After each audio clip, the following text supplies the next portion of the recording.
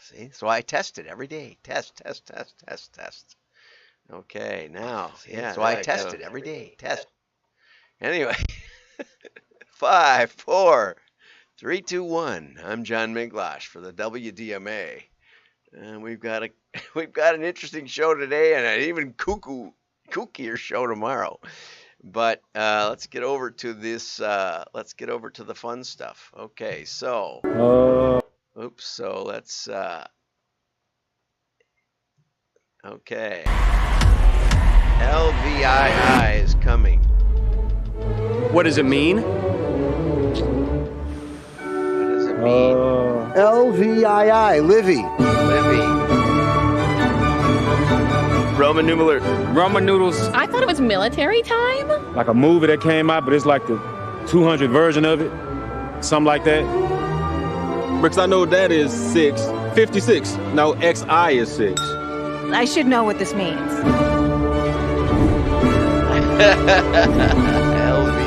Livy means 57. That is 57? It's like the cursive for numbers.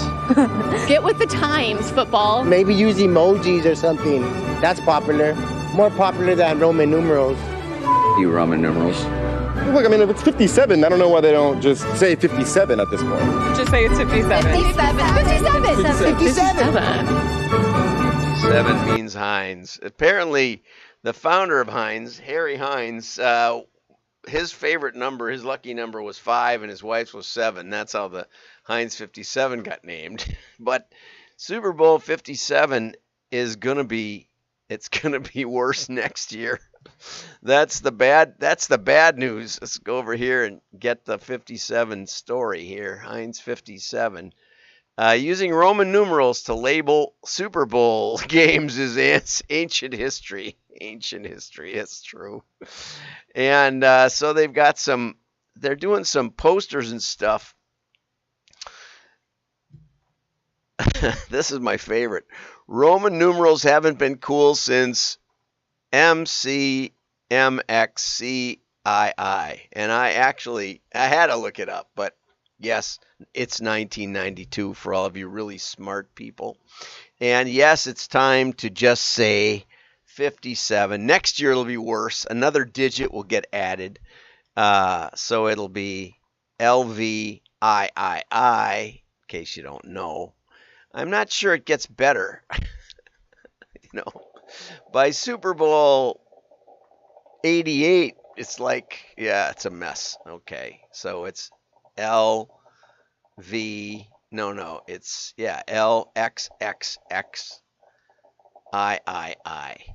And, never mind. Anyway, so Heinz Ketchup is taking a pass on advertising during the Super Bowl. According to Kraft, Heinz actually means this, so they did this depicted passersby, and you saw that already. So you can vote to expunge Roman numerals from the Super Bowl games beyond 2023 and win a $4 bottle of ketchup, which I'm going to enter. Why not, right? And but here's the astounding number. 74% of voters so far say 57, meaning let's get rid of the Roman numerals. I think that's probably true. And there's the backstory on the number 57. Oh, here's one I wanted to mention. The out-of-home placements are running in Chicago and Phoenix with street-level wild postings in Toronto and Vancouver. Now, that seemed odd to me. Neither city has a football team. Why not run these in Philadelphia? I don't know. But not a fan of the NFL. You may know that already. I watched the second half of the second playoff game Sunday. And I think there were 14 penalties called on the Bengals. I don't think it was like every play they would run over, they would huddle, they would say, well, what can we call this time? Well, it wasn't too bad on the line of scrimmage. Let's call something in the backfield. Let's call something, and it was like that every play. The Bengals were, in my opinion, clearly the better team, and I hope that Kansas City gets snuffed in the Super Bowl. we'll hear more on that to come. Okay, it takes two. Study touts direct mail, but adds that it works better with email. And this is by Ray Schultz. And Ray Schultz, and I go back a long ways. I admire Ray. And Ray and I worked together when he was editor at DM News, chief marketer, direct. I don't know about circulation management, but this guy's like a rock star in direct marketing, I have to say. Okay. So Ray does a follow-up. This was from last week, Friday, I think. 74% of marketers agree that direct mail delivers the best ROI. That may be why 58% are increasing their direct mail spend this year, with 16% significantly increasing it. And 25% of their marketing budgets are devoted to direct mail. Now, this to me already suggests that it's a skewed survey, because I don't think if you just took a random sampling of 100 companies, maybe 50 plus employees or something, and said how much of your marketing budget is mail, I think you'd find a big zero in a lot of them. So I think Lob, who was funded the study by Lob, working with Compare Media, I think Lob selected their own clients or something, because that just sounds like way too high to me. when I get calls from people that, hey, I think we should try mail, and it's like, well, how much have you done? None. Or even catalog companies, just decided, well, anyway, never mind. Anyway, so there's a bunch of stuff here on automation rates and who runs the direct mail and that sort of thing. But here was a really interesting part. According to Ray, 66% of the direct mail senders are unable to measure ROI. Well, and that's not that hard to believe, because if you don't do holdout testing, if you don't set it up properly, no media is testable if you don't set up the test, right? It's just observation. And most companies, all they do is they go, well, we tried this, and then we tried that, and then we tried this. And that isn't a test, and you don't know the incremental benefit.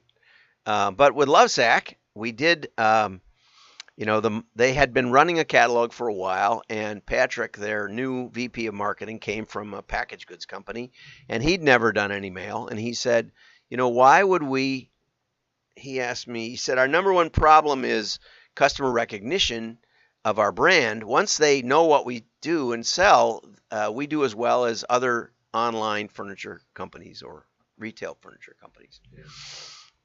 And he said, so why would we spend money sending mail to customers that we already have, that already know who we are? They're gonna be fine. We should spend our money getting new customers, informing them of what we do. And I said, Patrick, that's one of the best questions I've ever been asked. And would you like to know the answer? And I'm not gonna tell you the answer. I don't know the answer. You might be completely right. That's one of the ways to win with clients is answer their questions. Don't tell them the answer. All the articles I read tell you the answer. Almost nobody knows how to test the answer. So what's the answer? Well, the answer is holdout test. With Musician's Friend, who was owned by Guitar Center, who was owned by a venture company in Dubai, every year we had to fight for the catalog because they were, why don't we just do the internet? Why don't we just do email or something like that? And so every year we would do holdout tests. That's really where I learned it from. And we would take about 15% of what we would have mailed. We knew who we would have mailed. We knew who we were going to mail. And we knew who we did mail. And we took that 15%, and 5% of them we held out for 1 month. Another 5, or basically 10, we held out for 2 months, and 15% we held out for 3 months, something like that. So we staggered it. So we had a multiple time frame picture, and what we found was that the return on investment. So you take, let's say, $1 for the catalog, in case you don't know what return on investment is. And for every $1 we spent on a catalog, mailing it to existing customers, we got about $10 of sales differential from the customers we didn't mail. Okay, about $10. A lot of them ordered anyway. That's how you tell. Okay, you stop. Okay, now in a lot of digital, a lot of mass media, if you stop, nothing happens. There's no differential, and that should make you question.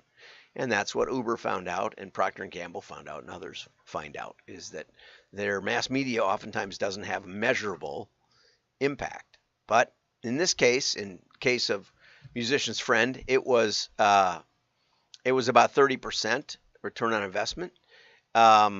So, very worthwhile, but very mature. Everybody knew they had a website. Everybody could go there. They could call in.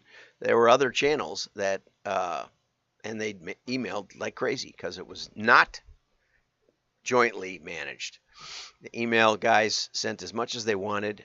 We were planning to do a test on abusive email, but we never got that done. But anyway, so with Lovesac, we took about a 10% sample and said, okay, we won't mail these, and let's see how they do. And we looked down about 2 months, something like that. I don't remember the time frame, but the window after the mailing. And we saw that the catalog, if you take the price of the catalog, let's say $1 again, it wasn't, but let's say, they produced about $10 of sales. You take away the margin, you take away the order processing, you take away overhead, and it was about $3 of EBITDA, bottom line profit, which is a 300% return on investment. And later, we realized that a lot of neighbors were buying, that for every one customer order, we got 2 new customers, which is something that we hadn't put into the equation. But when we did, we had a 900% return on investment. So there you go. That's how you figure return on investment, ROI. Ray says that 2/3 of direct mail senders don't know how to do it. There you go. And so how do firms that do measure direct mail do it? Individual customer activity within a specific time. Again, it has to be compared. It has to be a holdout test. You can also do with and without a QR code. You can also do a personalized URL, Pearl, which helps them fill in the blank. There's a lot of ways to do it, but you have to set it up with and without. You have to have some differential. You have to have a control and then a test, and most don't. And then Ray, I think, puts in his own stuff where he gives a lot of, well, it must have been from Lob because it has all these percentages about what's wrong with direct mail and what do people use it for, mainly customer retention. Okay, because it's easiest to measure, I suppose, but you can measure incremental gain on prospecting as well. Try to get one. What is it called? Each one get one or something like that. This one was for a referral program from Mint Mobile. They keep telling me about a referral program. It's a pretty good deal. So if you don't like your cell phone carrier, give me a call. Anyway, finally, the last story is from Craig Huey, and he says, here's a story about 126% increase in checkouts with one key strategy. I'm not sure there was a holdout on this. I'm not sure there was a control. Craig, I always happy to talk. Their researchers showed that customers wanted a shopping experience that was quick, easy, and seamless to make purchases. Now, what's interesting about this is, I talked last week about customer experience and how, for some reason, there's this idea that if you lavish things on your customers, that's what they're looking for. That's not what everybody's looking for. On eBay, I like that I can get in and out fast and get it done. That's exactly what I like on what I'm after, as the Shopee customers are also apparently. So make it easier. Make it easy to find. Don't retarget me a lot. I don't like retargeting because I've already bought it because I'm in and out fast. Okay. So people use an app. They can download an app to sign up for membership programs and stay connected. But a large majority of their customers were using the Shopee app to make purchases. Okay, so how can we make that better? Okay, how can we make that faster and easier? Okay, in fact, the app traffic converted 20 times better than on their website, where people are overwhelmed and wandering around, don't know where they're going. So what they did was they did deep links, and I'm not familiar with this. This is the first time I've ever heard it, but it sent users straight to specific in-app locations.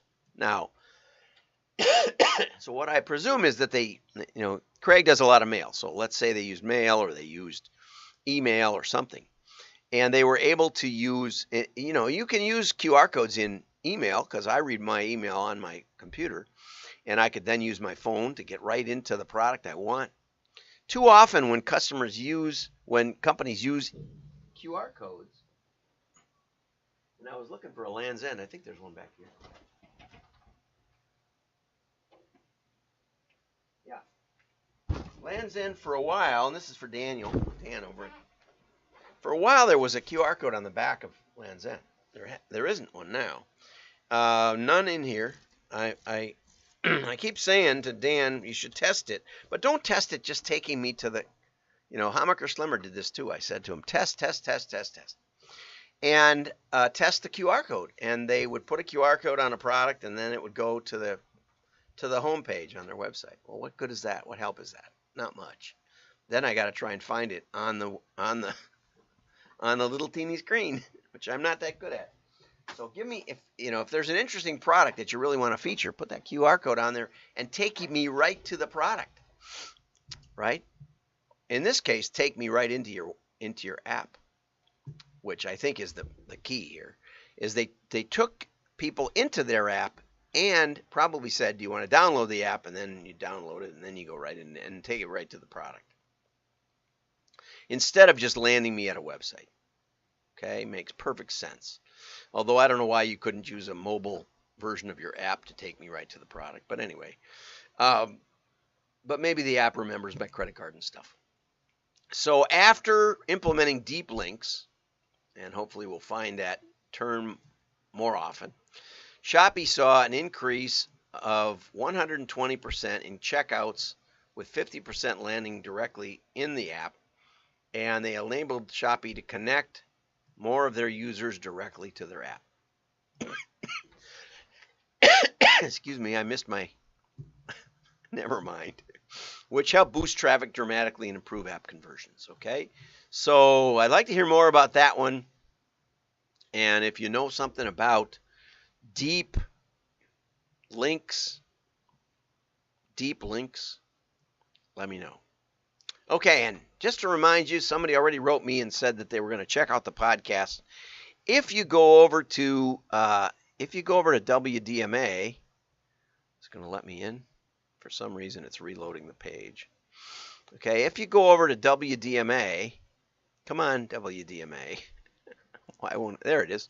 If you go over to WDMA, every day we have podcasts and posts, and now. Go up a little. Now we have Apple Podcast button, Google Podcasts, RSS, and iTunes. If you hit on these, you can subscribe to the WDMA podcast, and it will have, whoops, here we go. It will have, that was yesterday's show. Yesterday's show is up already. See, Fishburne Smart Products. Okay, and it's on Google Podcasts right there. And you can hit subscribe. I'm already subscribed, but there's the button. And right there. And off you go. And you can listen to it every day in your car. Heaven help you. You'll be so smart. Not only will your friends know you're smart, but you'll know you're smart.